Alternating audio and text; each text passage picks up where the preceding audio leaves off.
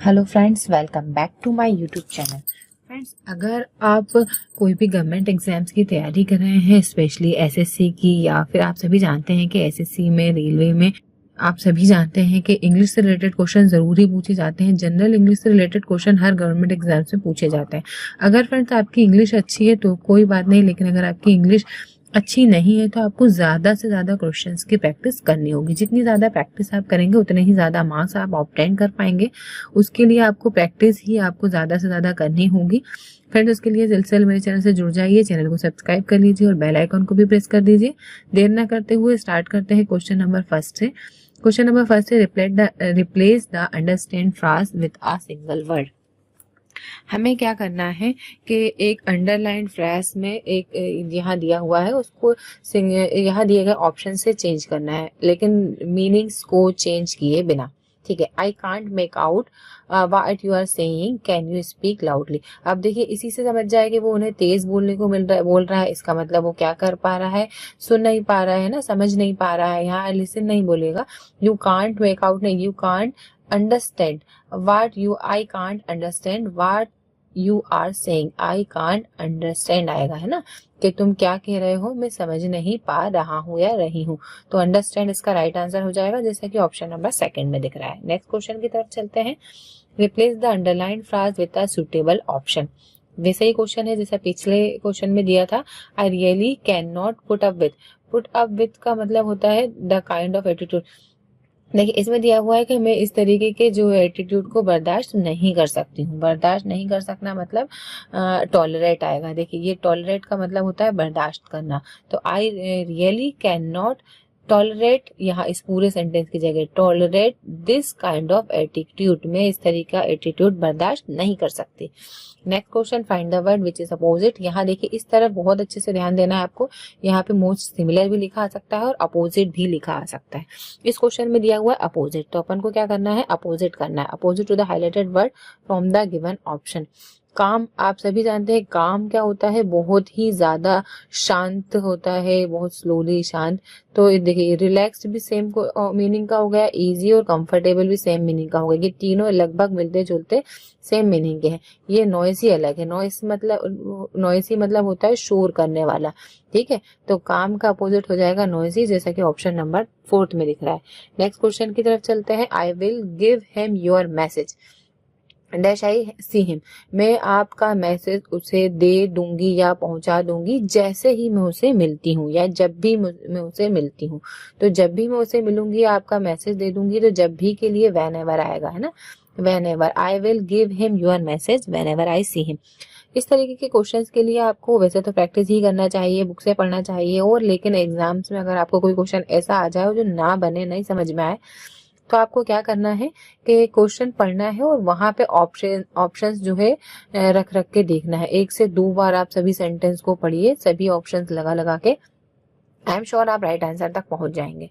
यहाँ दिया है I will give him your message whenever I see him. तो ऑप्शन नंबर फर्स्ट इसका राइट आंसर हो जाएगा। नेक्स्ट क्वेश्चन की तरफ चलते हैं। He keeps on asking for money dash he belongs to a rich family. देखिए, वो बार बार क्या है करता है कि हमेशा ही पैसे मांगता रहता है, और वे क्या है, वे रिच फैमिली से है।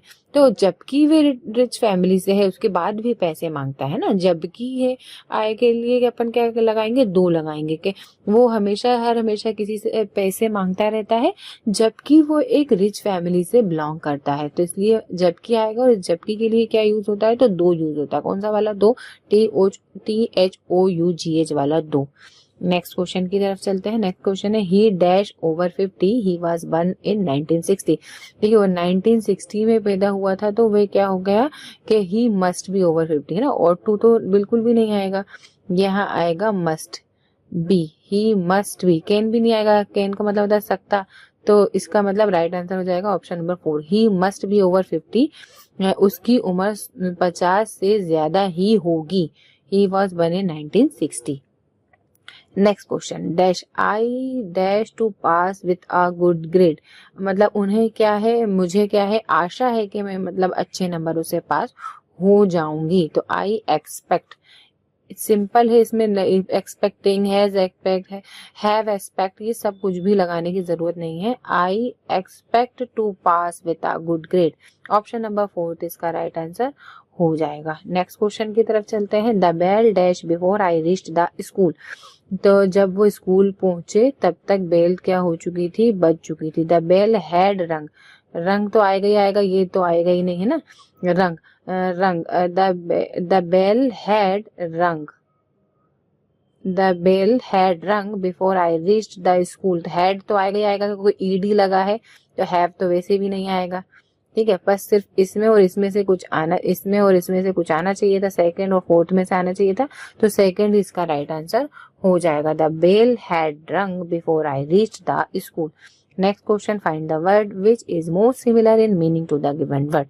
फ्लक्चुएट करना, फ्लक्चुएट मतलब क्या होता है, देखो उतार चढ़ाव होता है ना, फ्लक्चुएट क्या होता है, उतार चढ़ाव। कई बार आपने सुना होगा या आप बोलते होगे दैनिक बोलचाल की भाषा में कि जो वोल्टेज है जो फ्लक्चुएट हो रहा है ना, तो इस तरीके से फ्लक्चुएट मतलब होता है उतार चढ़ाव। ठीक है, तो उतार चढ़ाव क्या होता है, यहाँ पे आप देखते हैं वैसिलेट का मतलब होता है उतार चढ़ाव, है ना। वैसिलेट का मतलब होता है एक तरीके से डोलना, है ना, डोलता है, जो बढ़ता घटता रहता है, ऊपर नीचे होता रहता है, डोलना, वो वैसिलेट होता है। तो इस क्वेश्चन के हिसाब से सिर्फ ऑप्शन नंबर फर्स्ट ही इसका राइट आंसर हो सकता था। फ्लक्चुएट उतार चढ़ाव और वैसिलेट मतलब डोलना होता है।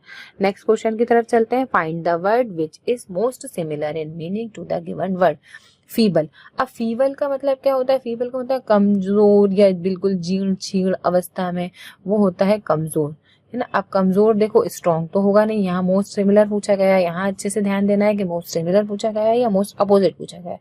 तो फीबल मतलब स्ट्रॉन्ग तो हो नहीं सकता, स्ट्रॉन्ग तो स्ट्रॉन्ग होता है, ये पावरफुल भी बहुत स्ट्रांग होता है। तो यहाँ दिया हुआ है वीक, वीक का मतलब होता है कमजोर, फीबल मतलब भी कमजोर और वीक मतलब भी कमजोर, तो वीक इसका राइट आंसर हो जाएगा, जैसा कि ऑप्शन नंबर सेकंड में दिख रहा है।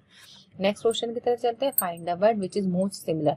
देखिए यहाँ अभी भी सिमिलर की बात की जा रही है, most similar in meaning in the two the given word. Fantasy, fantasy मतलब क्या होता है, फैंटेसी मतलब होता है एक काल्पनिक दुनिया जिसे अपन कहते हैं ना, फैंटेसी मतलब कल्पना।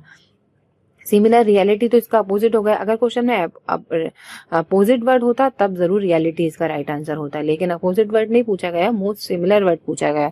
तो मोस्ट सिमिलर वर्ड की तरफ आगे बढ़ते हैं। इमेजिनेशन, ये इमेजिनेशन का भी मतलब क्या होता है, कल्पना होता है, और फैंटेसी का भी मतलब क्या होता है, कल्पना होता है। तो इमेजिनेशन ही इसका राइट आंसर हो जाएगा, जैसा कि ऑप्शन नंबर 4 में दिख रहा है। नेक्स्ट क्वेश्चन की तरफ चलते हैं। The hell storm dash destroyed the standing crops dash damage the fruit trees. Hailstorm मतलब एक तरीके से क्या हुआ, मूसलाधार बारिश हुई। अगर हेलस्टॉर्म की बात की जाए कि हेलस्टॉर्म क्या होता है, तो वो होती है एक तरीके से मूसलाधार बारिश। मूसलाधार बारिश ने क्या करा, खड़ी हुई फसल को बर्बाद कर दिया।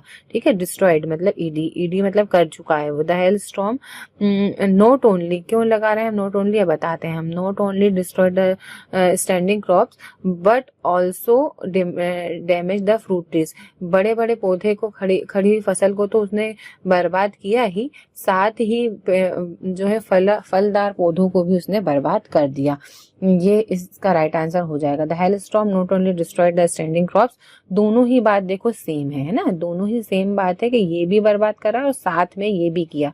भी के लिए ऑल्सो तो आने चाहिए, ऑल्सो सिर्फ इसमें इस तरीके से आप ट्रिक से भी कर सकते हैं अगर नहीं बन रहा है तो, कि ऑल्सो मतलब ये भी किया उस मूसलाधार बारिश ने और साथ में ये भी किया, तो भी के लिए ऑल्सो आना जरूरी था, जैसा कि सिर्फ और सिर्फ ऑप्शन नंबर फर्स्ट में दिख रहा है। इस तरीके से ट्रिक से भी आप कर सकते हैं। Not only but also, the hailstorm not only destroyed the standing crops but also damage the fruit trees. Next question की तरफ चलते हैं। He is dash sincere dash is sister. ये देखिए, ये एक मोस्ट इंपॉर्टेंट क्वेश्चन है, बहुत बार एग्जाम्स में आ चुका है, सिर्फ एसएससी ही नहीं, एसएससी, रेलवे, ईएसबी, हर भर्ती परीक्षा ने ये वाला क्वेश्चन जरूर पूछा है। ही इज सिंसियर, किसकी तरह सिंसियर है, वो उसके सिस्टर की तरह सिंसियर है, तो यहाँ भी एज आएगा, इस तरीके के क्वेश्चन में यहाँ भी सिंसियर आएगा, एज आएगा। He is as sincere as his sister, वो अपने सिस्टर की तरह ही सिंसियर है। नेक्स्ट क्वेश्चन की तरफ चलते हैं। Choose the most suitable determiner for the given sentence. I don't wear dash a new trouser for office. I don't wear these new trouser. I don't wear these new trouser to office. ये जिस new trouser की बात की जा रही है वो these है, वो जो ऑफिस पहन के नहीं जा रहा है। नेक्स्ट क्वेश्चन की तरफ चलते हैं। The complete the sentence choosing the right form of prefix. देखिए, it is time to dash new the book and I borrowed from the library. New के आगे वैसे भी अपन समझ गए कि रिन्यू ही की बात चल रही है, वो लाइब्रेरी के लिए बुक्स को रिन्यू कराने की बात चल रही है, तो क्या आएगा, री आएगा, जैसा कि ऑप्शन नंबर 3 में दिख रहा है। Next question, choose the option the best punctuation the given sentence. Punctuation आ जाए तो बल्ले बल्ले, पंक्चुएशन बहुत ईजी होता है, आसानी से आप पढ़ सकते हैं। पढ़ के देखिए, जहां आप थोड़ा सा ब्रेक ले रहे हैं वहां कॉमा लगा दीजिएगा, और उसके बाद सेंटेंस खत्म करने के बाद फुल स्टॉप लगाइएगा। फुल स्टॉप इसमें नहीं दिख रहा तो अच्छा, ये तो सिर्फ क्वेश्चन है, बाकी दिख रहा है फुल स्टॉप। ये वाला फुल स्टॉप लगता नहीं है, ये गलत हो जाएगा। आगे बढ़ते हैं। अ फ्यू ईयर्स एगो, ठीक है, अ फ्यू ईयर्स एगो, यहाँ पे एक कॉमा लग गया। 39 पीपल विटनेस अ ब्रूटल अटैक। बस सिंपल बात है, 30 और 9 के बीच में ये जो है ये आना जरूरी होता है संख्या के बीच में यहाँ पे, तो ये 39 ये हो गया। ये जैसा कि ऑप्शन नंबर 2 में दिख रहा है वही इसका राइट आंसर, क्योंकि एगो के बाद लगा होना चाहिए था जो कि इसमें नहीं है, तो ऑप्शन नंबर 1 ही इसका राइट आंसर हो, 2 इसका राइट आंसर हो जाएगा। The few years ago 39 people, ये क्यों नहीं लिया, क्योंकि 30 और 9 के बीच में ऐसा नहीं लगा डैश, तो ये गलत हो गया। इसी तरीके से सिर्फ ऑप्शन नंबर 2 बचा है, वही इसका राइट आंसर है। A few years ago 39 people witness a brutal attack, option number 2 right answer. Next question, this is the only one of his poem is worthy reading. This is the only one poem that is worthy reading. ये सिर्फ पहली ही ये book है जिसको पढ़ना आपके लिए फायदेमंद है, सिर्फ सिंपल है, कोई बड़ा चीज नहीं है, ये दैट आएगा। This is the only one of his poem that is worth reading. Next question की तरफ चलते हैं। Choose the appropriate option that fills in the given sentence correctly. A green house is used rearing plants. देखो, green house use किया जाता है rearing plants के लिए, के लिए क्या यूज होगा, 4 यूज होगा। 4 कहाँ दिख रहा है, ऑप्शन नंबर 1 में दिख रहा है, 4th में दिख रहा है। अब आगे बढ़ते हैं, है ना, ये दोनों तो कट गए, आगे बढ़े। A green house is use for rearing plants to control condition, नहीं तो टू तो है नहीं, अंडर कंट्रोल कंडीशंस के लिए, है ना, अंडर कंट्रोल कंडीशंस के लिए, तो ये आ जाएगा option number 1। A green house is use for rearing plants under controlled condition. Next question की तरफ चलते हैं। नेक्स्ट क्वेश्चन है, he is one of the cleverest boy that have passed through the school. तो दैट आएगा, वे सारे बच्चों में, वे जो बच्चे स्कूल से पास आउट कर गए हैं उनमें ये सबसे ज्यादा क्लेवरेस्ट बच्चों में से एक था, तो दैट आएगा। He is one of the cleverest boy that have passed through the school. Next question की तरफ चलते हैं। Replace the underlined phrase with appropriate option. Could you please blow this balloon? Blow up मतलब अपन वैसे ही समझ रहे हैं, बलून से ही समझ जाए, ब्लो कहाँ जाएगा, ऊपर की तरफ जाएगा नहीं, यहाँ तो खैर ब्लो मतलब भरने की बात चल रही है, बलून को भरना है तो फिल होगा, फिल इसका राइट आंसर हो जाएगा। फ्लाई मत कर देना, जैसा कि मैंने अभी गलती से बोल दिया था, पढ़ो फिर से। Could you please blow up this balloon, balloon को भरने की बात चल रही है, तो फिल इसका राइट आंसर हो जाएगा, जैसा कि ऑप्शन नंबर 1 में दिख रहा है। नेक्स्ट क्वेश्चन की तरफ चलते हैं। A good by dash combat the annual floods. देखो, एक गुड बॉय जो है कि जो एनुअल फ्लड्स में जो है वहां पे क्या करता है, भाग लेता है। गुड वे दैट नहीं, गुड वे है, a good way that combat, no, a good way to combat, a good way to combat the annual floods in Bihar, Bihar के अंदर। इन तो सिर्फ इसी में दिख रहा है, जो इसका राइट आंसर हो जाएगा। In flood in Bihar it to build house at elevation, जैसा कि ऑप्शन नंबर 2 में दिख रहा है, ऑप्शन नंबर 2 इसका राइट आंसर हो जाएगा। नेक्स्ट क्वेश्चन है, complete the sentence choosing the right form of prefix. Because of the passive nature of the viewer dash is rightly called the idiot box। आगे कुछ ना भी पढ़े तो idiot box ही समझ जाएंगे, टेलीविजन को idiot box बोलते हैं अपन, तो टेली इसका राइट आंसर हो जाएगा, जैसा कि ऑप्शन नंबर 1 में दिख रहा है। Because of the passive nature of viewer the television is rightly called the idiot box। Next question की तरफ चलते हैं।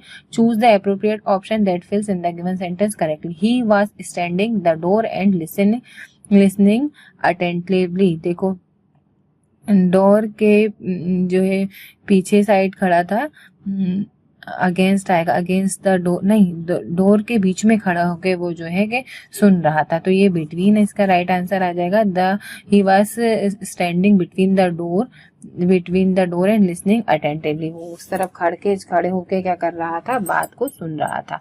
नेक्स्ट क्वेश्चन है, choose the option the best punctuation of the given sentence. It was William James who said might is right. It was William James who said के बाद लगेगा comma, ठीक है, माइट इज राइट, बस कुछ भी नहीं लगेगा, यहाँ पे लगा गया कॉलन, सेमी कॉलम और यहाँ फुल स्टॉप, जैसा कि ऑप्शन नंबर सेकंड में दिख रहा है। ऑप्शन नंबर सेकंड इसका राइट आंसर है। It was William James who said, यहाँ लगेगा who said might it right. Next question की तरफ चलते हैं। The teacher will open your box, will say open your box.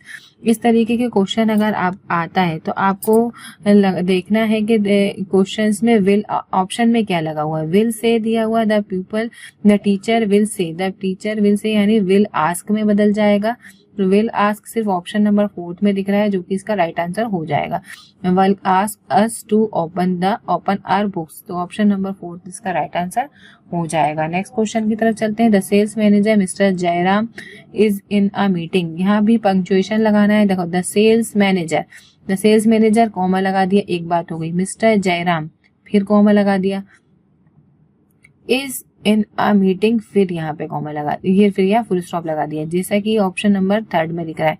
Option number 3 इसका right answer हो जाएगा। पहले द सेल्स मैनेजर कौन, मिस्टर नारायण, वहां कॉमा लग जाएगा और फिर जब बात खत्म हो जाएगी तब फुल स्टॉप लग जाएगा, जैसा कि ऑप्शन नंबर 3 में दिख रहा है, वही इसका राइट आंसर हो जाएगा। नेक्स्ट क्वेश्चन की तरफ चलते हैं। Find the word which is opposite to the highlighted word from the given option. देखिए, कन्फेस करना मतलब किसी चीज को मान लेना है ना। कन्फेस करना मतलब क्या होता है, किसी चीज को मान लेना, लेकिन अपन को क्या करना है, अपोजिट करना है। यहाँ पे मोस्ट सिमिलर नहीं दिया है, अपोजिट दिया है, तो किसी चीज को मान लेना होता है कन्फेस करना, और डिनाई करना होता है मुकर जाना, बिल्कुल नहीं मानना, तो वही इसका राइट आंसर है ऑप्शन नंबर 1।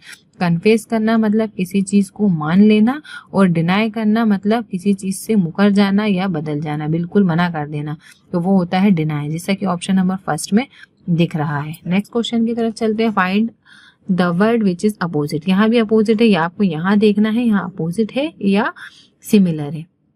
मैं जल्दी क्वेश्चंस इसलिए करवा रही हूँ ताकि आप कम समय में ज्यादा क्वेश्चंस कवर कर पाए। बहुत ज्यादा डिफिकल्ट नहीं है ये क्वेश्चंस, बहुत इजी है। अगर आप करते जाएंगे, प्रैक्टिस करते जाएंगे, तो आपको भी ये क्वेश्चंस इजी ही लगेंगे। यहाँ दिया हुआ है most opposite to the highlighted word from the given option.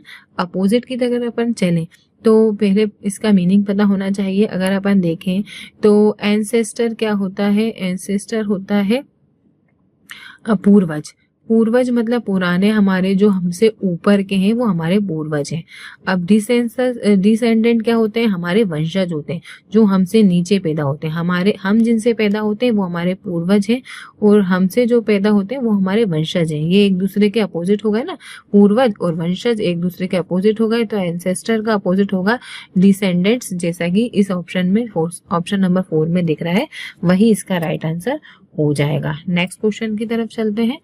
Next question दिया हुआ है। I taught my son dash to explain the sentence, मैंने अपने सन को समझाया कि कैसे उसको सेंटेंस को एक्सप्लेन करना चाहिए, तो आएगा how to explain the sentence, तो ऑप्शन नंबर 1 ही डायरेक्ट इसका राइट आंसर हो जाएगा। I taught my son how to explain the sentence. Next question की तरफ चलते हैं। The trees were planted all dash road side, ये देखिए ये एक मोस्ट इंपॉर्टेंट क्वेश्चन है, बहुत बार एग्जाम्स में आया है और सब लोग इसका आंसर मोस्टली लोग गलत ही लगा आते हैं। The trees were planted all for the road side, बिल्कुल नहीं। टू द रोड साइड नहीं, थ्रू द रोड साइड नहीं, अलोंग द रोड साइड, मतलब रोड साइड के दोनों साइड, इस साइड भी तरफ और इस साइड भी, रोड के साइड में जो है ट्रीज का प्लांटेशन किया गया है, तो क्या आएगा, अलोंग आएगा। अच्छे से याद कर लीजिए, the trees were planted all along the wrong side.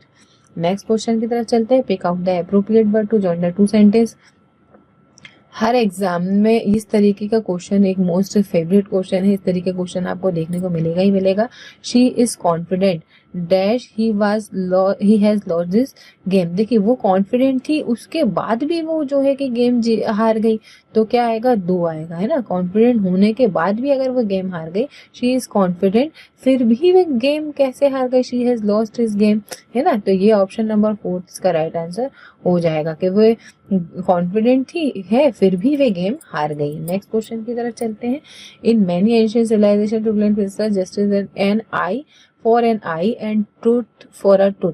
पुरानी जो वैदिक सभ्यता, मतलब पुरानी जो सभ्यता है उसमें क्या मतलब मानते थे कि आंख के बदले आंख। तो इस तरीके से इसमें आपको बताना है what does word meaning prevalent mean. अब प्रिविलेंट मीन्स होता है व्यापक रूप से। चलो ये तो खैर इसका कोई विशेष फर्क नहीं है, सिर्फ इसके मीनिंग से ही आपको सॉल्व हो जाएगा। प्रिविलेंट मतलब व्यापक रूप से इस तरीके की जो भ्रांतियां फैली हुई थी पहले के आंख के बदले आंख वाली, तो व्यापक रूप से। तो व्यापक रूप से के लिए हम क्या यूज करेंगे, ऑब्सक्योर यूज करेंगे, है ना। ऑब्सक्योर यूज करेंगे, ऑप्शन नंबर जैसा कि फर्स्ट में दिख रहा है। नेक्स्ट क्वेश्चन की तरफ चलते हैं। People punishment does not act as a deterrent to crime. इसको ना पढ़ के सर डायरेक्ट इसको पढ़ते हैं। What does the phrase capital punishment. Capital punishment easy है भाई, कैपिटल पनिशमेंट को मतलब होता है मृत्युदंड। तो मृत्युदंड देखिए कौन से ऑप्शन में दिख रहा है, डेथ पेनल्टी। मृत्युदंड मतलब डेथ पेनल्टी, जैसा कि ऑप्शन नंबर 4 में दिख रहा है, वही इसका राइट आंसर हो जाएगा।